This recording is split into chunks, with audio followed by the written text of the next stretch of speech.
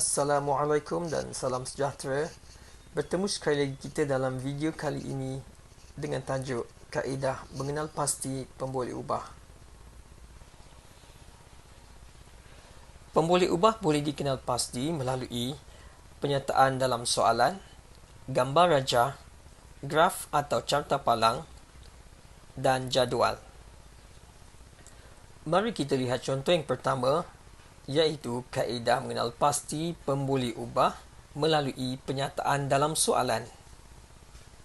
Satu penyiasatan telah dijalankan oleh Suzila terhadap beberapa objek untuk mengenal pasti objek mengikut sifat keapungannya. Cawan plastik, jarum, pensel dan paku dimasukkan ke dalam sebuah bekas yang berisi air seperti rajah di bawah. Berdasarkan penyataan soalan, kita dapati bahawa sifat keapungan bagi beberapa objek di dalam air adalah perkara yang ingin dikaji atau diperhatikan di akhir penyiasatan. Maka pemboleh ubah bergerak balas atau PB bagi uji kaji atau penyiasatan ini ialah kebolehan objek terapung. Daripada pernyataan soalan ini juga kita dapat ketahui bahawa cawan plastik, jarum, pensel dan paku adalah objek-objek yang diubah atau dibezakan di awal penyiasatan. Maka, pemboleh ubah dimanipulasi atau PM bagi penyiasatan ini ialah jenis objek.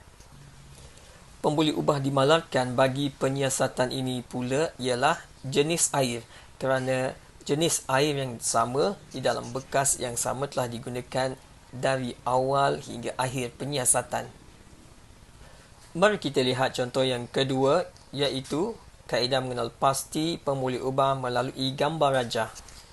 Rajah menunjukkan paku-paku yang dapat ditarik oleh 3 magnet U. Berdasarkan gambar rajah yang diberikan, anda perlu bijak untuk melihat apa yang diubah atau dibezakan, apa yang ingin dikaji dan apa yang dikekalkan sama. Pertamanya, saiz magnet adalah perkara yang diubah atau dibezakan sejak awal penyiasatan. Maka, pemboleh ubah dimanipulasi atau PM bagi penyiasatan ini ialah saiz magnet. Kita juga dapat lihat jenis paku atau jenis magnet adalah perkara yang dikekalkan sama sejak dari awal hingga akhir penyiasatan. Maka, pemboleh ubah yang dimalarkan ialah jenis paku atau jenis magnet. Dan akhir sekali, perkara yang ingin dikaji atau diperhatikan di akhir penyiasatan ialah bilangan paku yang dapat ditarik oleh magnet. Maka, pemboleh ubah bergerak balas PB adalah bilangan paku yang dapat ditarik oleh magnet. Contoh ketiga pula ialah kaedah mengenal pasti pemboleh ubah melalui graf atau carta palang. Carta palang menunjukkan perubahan bilangan belalang di sebuah sawah padi.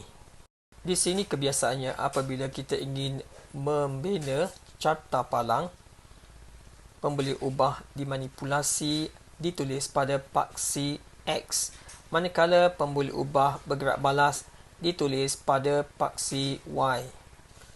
Maka dengan mudah kita boleh katakan bahawa bulan sebagai pemboleh ubah dimanipulasi atau PM kerana telah dibezakan dan ditentukan di awal penyiasatan.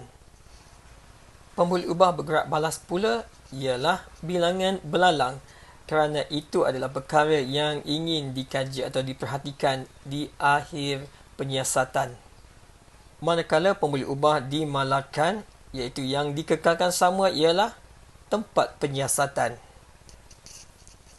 Sekarang mari kita lihat kaedah yang terakhir untuk mengenal pasti pemboleh ubah, iaitu melalui jadual. Jamal mengukur kadar pernafasannya semasa melakukan 3 aktiviti. Jadual 3.2 menunjukkan hasil penyiasatan Jamal. Kebiasaannya, jika kita ingin membina jadual, kita akan menulis pemboleh ubah dimanipulasi di baris sebelah kiri dan pemboleh ubah bergerak balas di baris sebelah kanan. Maka dengan mudah kita dapat tentukan bahawa jenis aktiviti adalah pemboleh ubah dimanipulasi kerana telah dibezakan dan ditentukan di awal penyiasatan.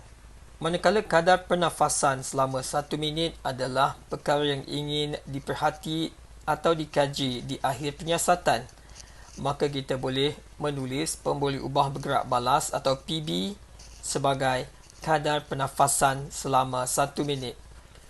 Tempoh 1 minit adalah tempoh yang digunakan untuk menguji kadar pernafasan bagi setiap jenis aktiviti. Maka kita boleh menulis pemboleh ubah dimalarkan sebagai tempoh kadar pernafasan diuji. Sekian dulu untuk video kali ini. Moga anda semua sihat-sihat selalu dan selamat mengulang kaji.